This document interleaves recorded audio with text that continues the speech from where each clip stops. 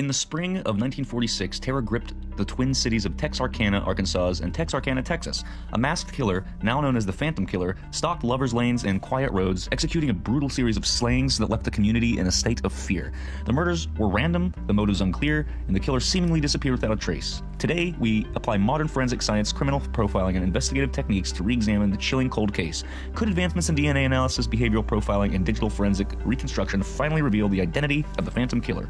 So let's break this down. The attacks followed a disturbing pattern. So on February 22nd, 1946, a couple parked in a secluded area and were brutally assaulted. Miraculously, they both survived. March 24th, 1946, another couple was murdered execution style. Their bodies were found hours later. April 13th, 1946, a musician was shot inside his car.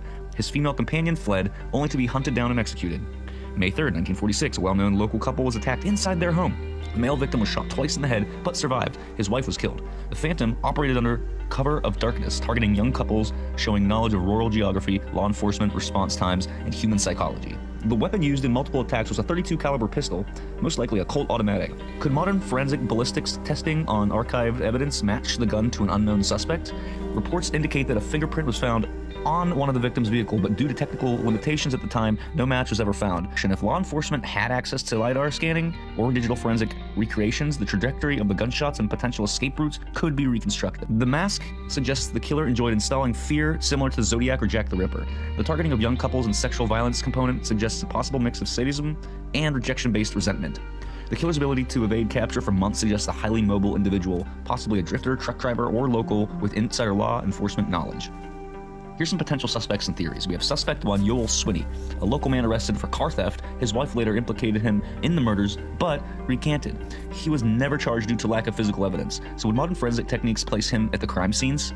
Suspect 2 is just a serial killer passing through. The similarities between the Phantom Killer and the Zodiac Killer are striking. The mask, the cryptic threats, the staged scenes. So is this an early work of the notorious Zodiac before he moves to California? A corrupt law enforcement officer.